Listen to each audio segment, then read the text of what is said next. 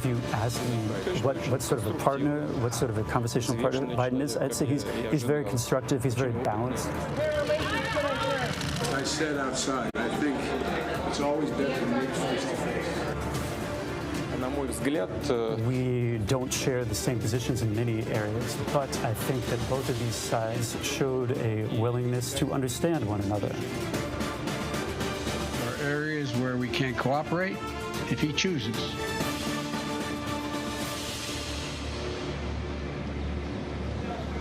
This is a CBS News Special Report. I'm Norah O'Donnell in Geneva. The setting for this historic meeting, the summit between President Biden and Russian President Vladimir Putin. That meeting wrapped up a short time ago, and we have already heard from the Russian president. Let's bring in our chief White House correspondent, Nancy Cordes here. Of course, President Putin getting the first crack at the press to describe this meeting, and his tone was conciliatory. Right, and we'll now find out whether all the things that he asserted in that press conference were true, because he made a lot of claims. He said that the two sides had agreed to work together on allowing their respective ambassadors back into their countries. He said that they had agreed to work on cyber attacks. He said that they spoke about the invasion of Ukraine, but not in a detailed way. And all in all, he heaped a lot of praise on President Biden, which I think probably came as a surprise to the Americans as well. He called him balanced, professional, experienced. He said he had attractive moral values.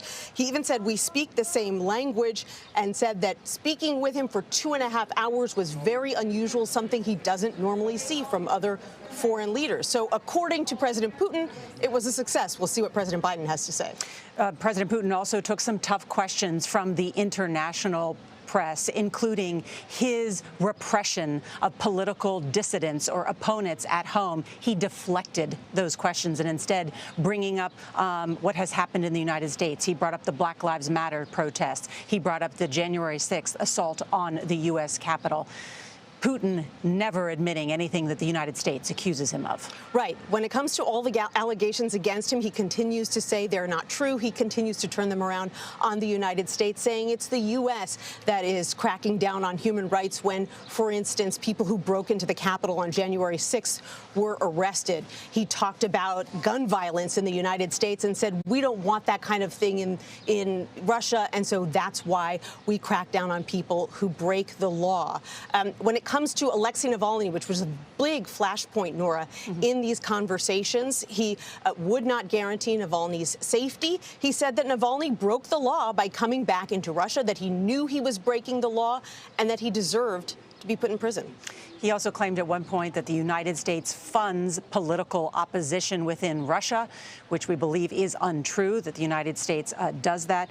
He also, in response to questions about Navalny's imprisonment and human rights, President Putin responding, well, Guantanamo is still operating now. The accusation that, of course, that prison in Cuba engages in human rights abuses against political prisoners of the United States. Let's listen now to the President of the United States. I know it was easy getting into the pre-meeting. There was no problem getting through those doors, was it? Was there? Anyway, hello, everyone. Well, I've just finished the last meeting of this week's long trip, the U.S.-Russian summit. And I know there were a lot of hype around this meeting, but it's pretty straightforward to me, the meeting. One, there's no substitute, as those of you who have covered me for a while know, for face-to-face dialogue between leaders. None. And President Putin and I had share a unique responsibility to manage the relationship between two powerful and proud countries. A relationship that has to be stable and predictable. And we should be able to cooperate where it's in our mutual interest. And where we have differences, I want President Putin to understand why I say what I say and why I do what I do, and how we'll respond to specific kinds of actions that harm America's interest. Now, I told President Putin my agenda is not against Russia or anyone else. It's for the American people. Fighting COVID-19, rebuilding our economy, reestablishing relationships around the world with our allies and friends, and protecting the American people. That's my responsibility as president. I also told him that no president of the United States could keep faith with the American people if they did not speak out to defend our democratic values, to stand up for the universal and fundamental freedoms that all men and women have, in our view. That's just part of the DNA of our country. So human rights is going to always be on the table, I told him. It's not about just going after Russia when they violate human rights. It's about who we are. How could I be the President of the United States of America and not speak out against the violation of human rights? I told him that unlike other countries, including Russia, we're uniquely a product of an idea. You've heard me say this before again and again, but I'm going to keep saying it. What's that idea? We don't derive our rights from the government. We possess them because we're born, period. And we yield them to a government.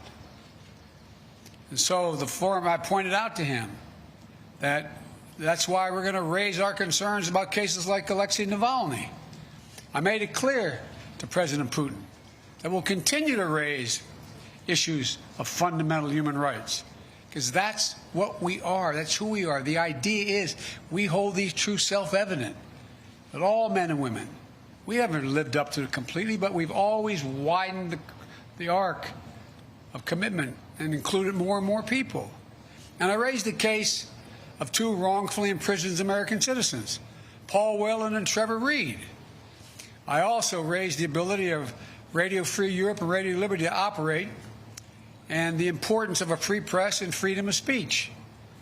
I made it clear that we will not tolerate attempts to violate our democratic sovereignty or destabilize our democratic elections, and we would respond. The bottom line is, I told President Putin that we need to have some basic rules of the road that we can all abide by. I also said there are areas where there's a mutual interest for us to cooperate. For our people, Russian and American people, but also for the benefit of the world and the security of the world. One of those areas is strategic stability. You asked me many times, what was I going to discuss with Putin before I came? I told you I only negotiate with the individual, and now I can tell you what I was intending to do all along. And that is to discuss and raise the issue of strategic stability and try to set up a mechanism whereby we dealt with it. We discussed in detail the next steps our country should take on arms control measures, the steps we need to take to reduce the risk of unintended conflict. And I'm pleased that you agreed today to launch a bilateral strategic stability dialogue. Diplomatic speak for saying get our military experts and our diplomats together to work on a mechanism that can lead to control of new and dangerous and sophisticated weapons that are coming on the scene now, that reduce the times of response, that raise the prospects of accidental war. And we went into some detail of what those weapon systems were. Another area we spent a great deal of time on was cyber and cybersecurity. I talked about the proposition that certain critical infrastructure should be off limits to attack, period, by cyber or any other means. I gave them a list. If I'm not mistaken, I don't have it in front of me, 16 specific entities, 16 defined as critical infrastructure under U.S. policy, from the energy sector to our water systems. Of course, the principle is one thing. It has to be backed up by practice. Responsible countries need to take action against criminals who conduct ransomware activities on their territory. So we agreed to task experts in both our countries to work on specific understandings about what's off limits and to follow up on specific cases that originate in other countries, in either of our countries. There's a long list of other things we spent time on, from the urgent need to preserve and reopen the humanitarian corridors in Syria so that we can get food, just simple food and basic necessities, to people who are starving to death. How to build it and how it is in the interest of both Russia and the United States to ensure that Iran does not acquire nuclear weapons. We agreed to work together there because as much as Russia's interest is ours. And to how we can ensure the Arctic remains a region of cooperation rather than conflict. I caught part of President Putin's press conference, and he talked about the need for us to be able to have some kind of modus operandi where we dealt with making sure the Arctic was, in fact, a free zone, and to how we can each contribute to the shared effort of preventing the resurgence of terrorism in Afghanistan. It's very much in the interest of Russia not to have a resurgence of terrorism in Afghanistan. There are also areas that are more challenging. I communicated the United States' unwavering commitment to the sovereignty and territorial integrity of Ukraine. We agreed to pursue diplomacy related to the Minsk agreement, and I shared our concern about Belarus. He didn't disagree with what happened. He just has a different perspective of what to do about it. But I know you have a lot of questions, so let me close with this. It was important to meet in person, so there can be no mistake about or misrepresentations about what I wanted to communicate. I did what I came to do. Number one, identify areas of practical work our two countries can do to advance our mutual interest and also benefit the world. Two, communicate directly that the United States will respond to actions that impair our vital interest or those of our allies. And three, to clearly lay out our country's priorities and our values, so we heard it straight from me. And I must tell you, the tone of the entire meetings, I guess it was a total of 4 hours, was good, positive. There wasn't any strident action taken. Where we disagreed, I disagreed, stated where it was. Where he disagreed, he stated. But it was not done in a hyperbolic atmosphere. That is too much of what's been going on. Over this last week, I believe, I hope, the United States has shown the world that we are back, standing with our allies. We rallied our fellow democracies to make concerted commitments to take on the biggest challenges our world faces. And now we've established a clear basis on how we intend to deal with Russia and the U.S.-Russian relationship. There's much more work ahead. I'm not suggesting that any of this is done. We've gotten a lot of business done on this trip. And before I take your questions, I want to say one last thing. Folks, look, this is about how we move from here. I listened to, again, a significant portion of what President Putin's press conference was. And as he pointed out, this is about practical, straightforward, no-nonsense decisions that we have to make or not make.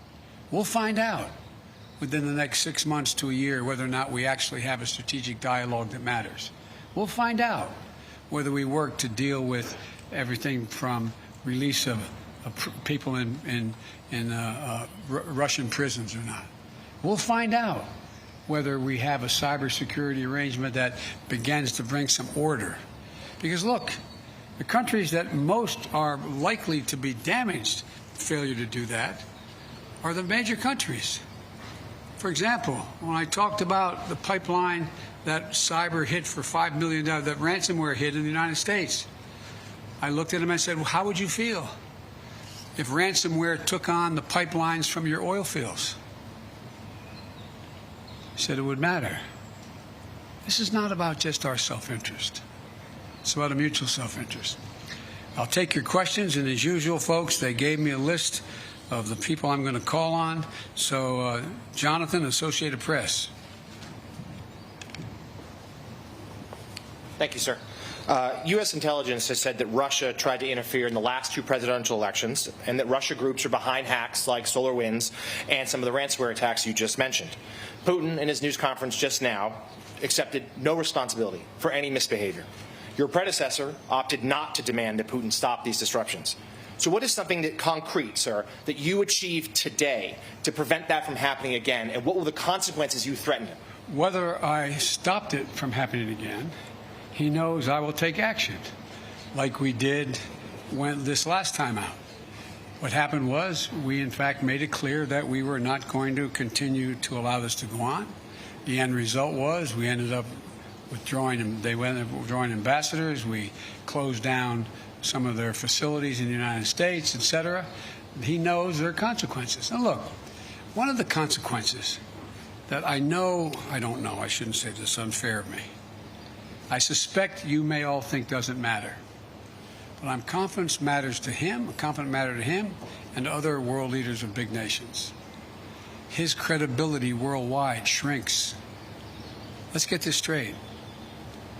How would it be if the United States were viewed by the rest of the world as interfering with the elections directly of other countries, and everybody knew it?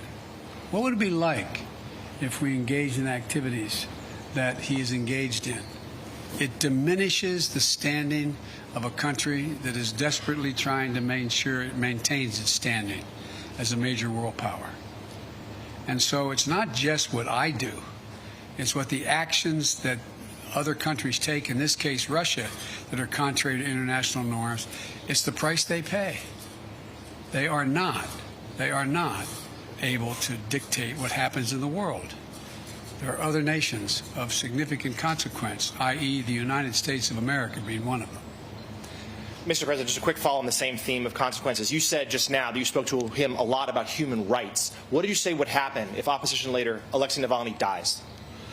I made it clear to him that I believe the consequences of that would be devastating for Russia. I'll go back to the same point. What do you think happens when he's saying it's not about hurting Navalny, all the stuff he says to rationalize the treatment of Navalny, and then he dies in prison? I pointed out to him that it matters a great deal when a country, in fact, and they asked me why I thought it was important to continue to have problems with the president of Syria. I said because there's a violation of international norm. It's called the Chemical Weapons Treaty. It can't be trusted. It's about trust. It's about their ability to influence other nations in a positive way. Look, would you like to trade our economy for Russia's economy? Would you like to trade? And by the way, we talked about trade. I don't have any problem with doing business with Russia as long as they do it based on international norms. It's in our interest to see the Russian people do well economically. I don't have a problem with that. But if they do not act according to international norms, then guess what? That won't happen with us. It will not happen with other nations. And he kind of talked about that, didn't he, today? About how the need to reach out to other countries to invest in Russia. They won't, as long as they are convinced that, in fact, the violations, for example, the American businessman who was in house arrest, and I pointed out, you want to get American business to invest, let him go. Change the dynamic. Because American businessmen, we're ready to show up. They don't want to hang around in Moscow. Look, guys, I know we make foreign policy out to be this great, great skill that somehow is sort of like a secret code. All foreign policies is a logical extension of personal relationships. It's the way human nature functions. And understand, when you run a country that does not abide by international norms, and yet you need those international norms to be somehow managed so that you can participate in the benefits that flow from them, it hurts you. That's not a satisfying answer. Biden said he'd invade Russia. It's not, By the way, that was a joke. That's not true. But my generic point is, it is more complicated than that. David Sanger. I thought I just saw David. There he is. Thank you, Mr. President. In the run-up to this discussion, there's been a lot of talk about the two countries spilling down into a Cold War. And I'm wondering if there was anything that you emerged from in the discussion that made you think that With your permission, I'm going to take my coat off. The sun is hot. Anything that would make you think that Mr. Putin has decided to move away from his fundamental role as a disruptor, particularly a disruptor of NATO and the United States. And if I could also just follow up on your description of how you gave him a list of critical infrastructure in the United States, Did you lay out very clearly what it was that the penalty would be for interfering in that critical infrastructure? Did you leave that vague? Did he respond in any way to it? Let me answer your first. Well, I'll answer your second question first. I pointed out to him we have significant cyber capability, and he knows it. He doesn't know exactly what it is, but it's significant. And if in fact they violate these basic norms, we will respond. Cyber. He knows in the cyber way. Number two, I think that the last thing he wants now is a Cold War. Without quoting him, which I don't think is appropriate, let me ask you a rhetorical question. You got a multi-thousand-mile border with China. China is moving ahead, hell-bent on election, as they say, seeking to be the most powerful economy in the world, the largest, and the most powerful military in the world. You're in a situation where your economy is struggling. You need to move it in a more aggressive way than in terms of growing it. And I don't think he's looking for a Cold War with the United States. I don't think it's about as I said to him, I said, your generation and mine are about 10 years apart. This is not a kumbaya moment, as he used to say back in the 60s in the United States, like, let's hug and love each other. But it's clearly not in anybody's interest, your country's or mine, for us to be in a situation where we're in a new Cold War. And I truly believe he thinks that. He understands that. But that does not mean he's ready to, quote, figuratively speaking, lay down his arms and say, come on. He still, I believe, is concerned about being, quote, encircled. He still is concerned that we, in fact, are looking to take him down, et cetera. He still has those concerns. But I don't think they are the driving force as to the kind of relationship he's looking for with the United States. Jennifer Jacobs.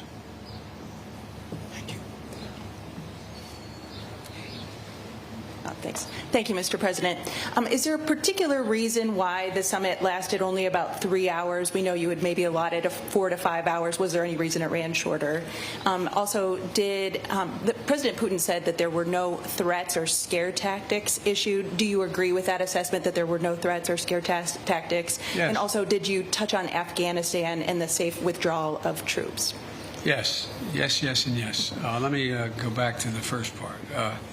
The reason it didn't go longer is when the last time two heads of state have spent over 2 hours in direct conversation across the table, going into excruciating detail. You may know of time, I don't. I can't think of one. So we didn't need, as we got through when we brought in the larger group, our defense, our intelligence, and our foreign, my foreign minister wasn't foreign minister, my Secretary of State was with me the whole time. Our ambassador, et cetera, we brought everybody in. We had covered so much. And so there was a summary done by him and by me of what we covered. Lavrov and Blinken talked about what we had covered. We raised things that required more amplification or made sure we didn't have any misunderstandings. And so it was kind of after 2 hours there, we looked at each other like, okay, what next? What is going to happen next is we're going to be able to look back, look ahead in 3 to 6 months and say, did the things we agreed to sit down and try to work out, did it work? Are we closer to a major strategic stability talks and progress? Are we further along in terms of and go down the line? That's going to be the test. I'm not sitting here saying because the President and I agreed that we would do these things, that all of a sudden it's going to work. I'm not saying that. What I'm saying is I think there's a genuine prospect to significantly improve the relations between our two countries without us giving up a single solitary thing based on principle and our values. No, there were no threats. There were, as a matter of fact, I heard he quoted my mom and quoted other people today. Well, it was very, as we say, which will shock you coming from me, somewhat colloquial. And we talked about basic fundamental things. And you know how I am. I explain things based on personal basis. What happens if for example. And so there were no threats, just simple assertions made, and no, well, if you do that, then we'll do this, with anything I said. It was just letting him know where I stood, what I thought we could accomplish together, and what, in fact, if there were violations of American sovereignty, what we would do.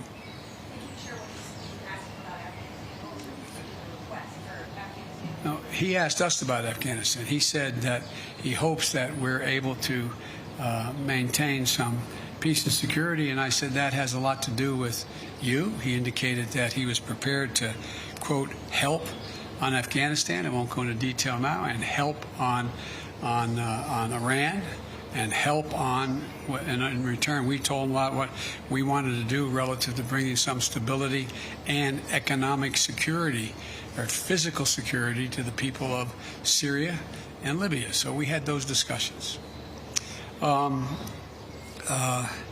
Yamiche. Thanks so much, Mr. President. Did you say that you didn't issue any threats? Were there any ultimatums made when it comes to ransomware? And how will you measure success, especially when it comes to these working groups on Russian meddling and on cybersecurity? Well, it's going to be real easy. They either, for example, on cybersecurity, are we going to work out where they take action against the ransomware criminals on Russian territory? They didn't do it. I don't think they planned it in this case. And are they going to act? We'll find out. Will we commit? What can we commit to act in terms of anything affecting, violating international norms that negatively affects Russia? What are we going to agree to do? And so I think we have real opportunities to move. And I think that one of the things that I noticed when we had the larger meeting is that people who are very, very well informed started thinking, you know, this could be a real problem. What happens if that ransomware outfit were sitting in Florida or Maine and took action, as I said, on their single lifeline to their economy, oil? It'd be devastating. And they're like, you could see them kind of go, not we'd do that, but like, whoa. So it's in everybody's interest that these things be acted on. We'll see, though, what happens from these groups we put together. The third one, yes, go ahead. Mr. President, when President Putin was questioned today about human rights, he said the reason why he's cracking down on opposition leaders is because he doesn't want something like January 6th to happen in Russia. And he also said that he doesn't want to see groups formed like Black Lives Matter. What's your response to that, please? My response is kind of what I communicated, but I think that's a ridiculous comparison. It's one thing for literally criminals to break through cordon, go into the Capitol, kill a police officer, and be held unaccountable, and it is for people objecting and marching on the Capitol and saying, you are not allowing me to speak freely. You are not allowing me to do A, B, C, or D. And so they're very different criteria. Steve Holland, Reuters. President Putin said he was satisfied with the answer about your comment about him being a killer. Could you give us your side on this? What did you tell him? He's satisfied. Why would I bring it up again? And now that you've talked to him, do you believe you can trust him? Look, this is not about trust. This is about self-interest and verification of self-interest. That's what it's about. So I virtually almost anyone that I would work out an agreement with that affected the American people's interest, I don't say, well, I trust you, no problem. Let's see what happens. You know, as that old expression goes, the proof of the pudding's in the eating. We're going to know shortly. Igor, Radio Free Europe and Radio Liberty. Hello, Mr. President. Hello, Mr. President. You want to go in the shade? You can't. Can you see? Thank you. Yeah. All right. Yeah. So I think you know attacks in civil society and the free press continue inside Russia. Yes. For example, Radio Free Europe. Yes. Radio Liberty, Voice of America, Current Time TV channel where I work, branded foreign agents, and several other independent media. So we are essentially being forced out in Russia 30 years after President Yeltsin invited us in. My question is, after your talks with President Putin, how interested do you think he's in improving the media climate in Russia? I wouldn't put it that way, in terms of improving the climate. I would, in fact, put it in terms of how much interest does he have in burnishing Russia's reputation that is viewed as not being contrary to democratic principles and free speech. That's a judgment I cannot make. I don't know. But it's not because I think he's interested in changing the nature of a closed society or closed government's actions relative to what he thinks is the right of government to do what it does. It's a very different approach. You know, there's a couple of really good biographies. I told him I read most everything he's written and the speeches he's made, and I've read a couple of very good biographies, which many of you have as well. And I think I pointed out to him that Russia had an opportunity, that brief shining moment after Gorbachev and after things began to change drastically, to actually generate a democratic government. But what happened was it failed, and there was a great race among Russian intellectuals to determine what form of government would they choose and how would they choose it. And based on what I believe Mr. Putin decided was that Russia has always been a major international power when it's been totally united as a Russian state, not based on ideology, whether it was going back to Tsar and commissars straight through to the revolution, the Russian Revolution, and to where they are today. And I think that it's clear to me, and I've said it, that I think he decided that the way for Russia to be able to sustain itself as a great, quote, great power is to, in fact, unite the Russian people on just the strength of the government. The government controls, not necessarily ideologically, but the government. And I think that's the choice that was made. I think I'm not going to second guess whether it could have been fundamentally different, but I do think it does not lend itself to Russia maintaining itself as one of the great powers in the world.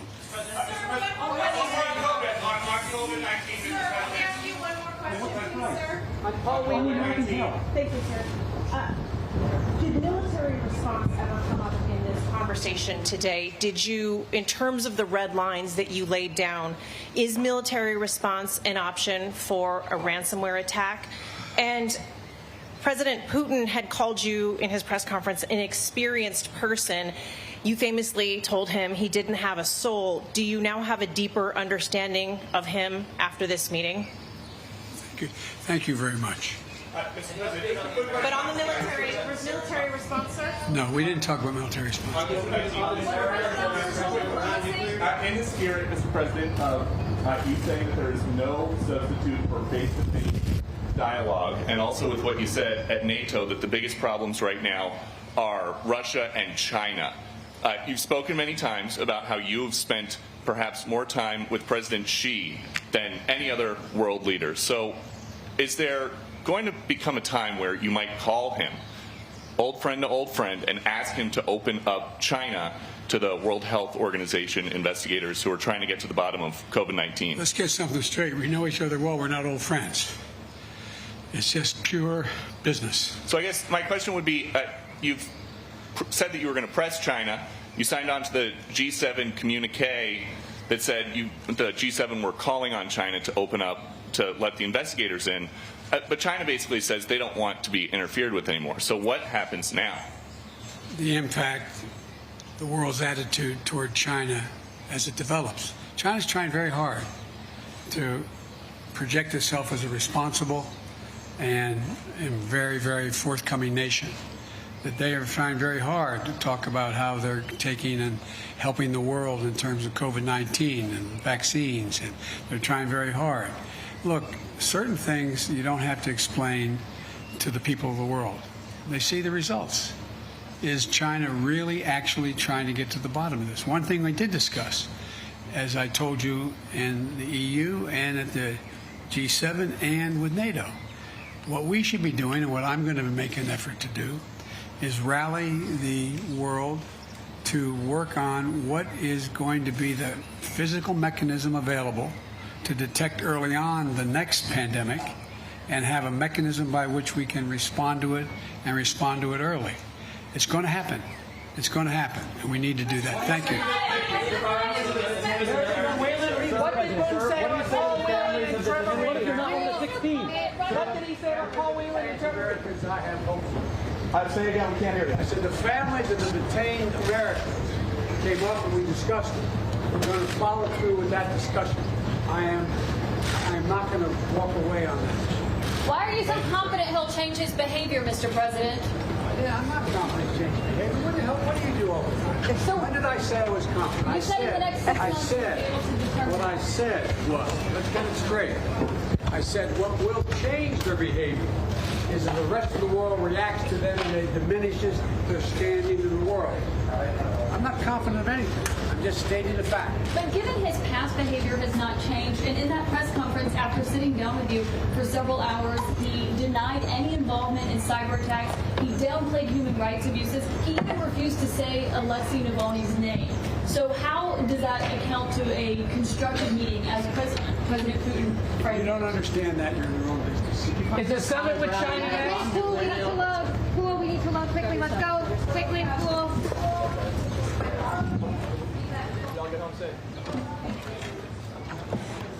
And there you have it, the President of the United States answering questions of Russia, saying, I don't think Putin is looking for a new Cold War with the United States. He's not looking for a kumbaya moment. Let's bring in Nancy Cordes, our chief White House correspondent. Some significant developments here, particularly on cyber attacks. That's right. He said that the two sides have agreed to work together. He handed Vladimir Putin a list of critical infrastructure that should not be hacked under any circumstances, described that as his red line. And he says now we'll see in the next 6 to 12 months whether Putin abides by what they discussed and whether they can make progress. Let's bring in Ian Bremmer. He is a best-selling author and columnist who's covered Russia for 3 decades, also president of the Eurasia Group. And Ian, good to have you here. President Biden also saying that he told Putin we have significant cyber capabilities in the United States and we will respond in kind.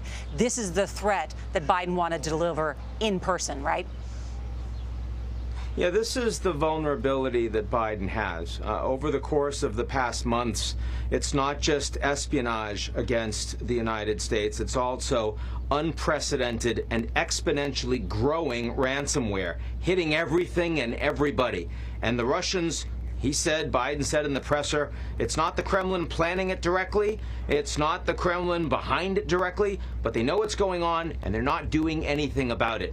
And if Biden doesn't stop that, if he doesn't either get engagement with the Russians to put an end to it, or he doesn't take significant action against Russia, he's going to be seen as really failing in this relationship. He did deliver the message. He basically said, give some patience. We're going to open a strategic dialogue. We'll have consultations. The Russians have complaints about the U.S. too, as I'm sure they do, and give it 6 months to see if it's going to work. I will tell you, Norah, I am much more skeptical than President Biden displayed in the last few minutes of this press conference that he's going to get any satisfaction on this one.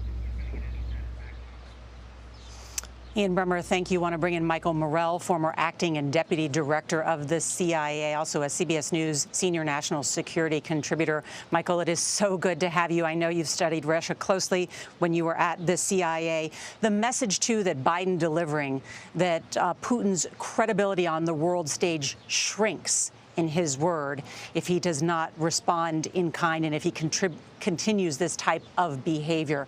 What did you make of this meeting? So I thought it was positive, Norah, in the sense that both sides had a long conversation. It seems that both sides were candid with each other. It seems like both of them talked about the details involved in these issues. That's a good thing. But I do think there is a very significant gulf between the two countries that is going to be difficult to bridge. Putin said numerous times that the United States is out to remove him from power, is pushing democracy in Russia, wants to see him removed. He really believes that. That's not true, but he really believes that. That drives a lot of his behavior. And I think his bad behavior around the world, including many of the things he does against us, is driven by that. So without that changing, and I don't see it changing, the bad behavior is going to continue. You don't think that Putin ends any of his dirty tricks after this conversation with President Biden?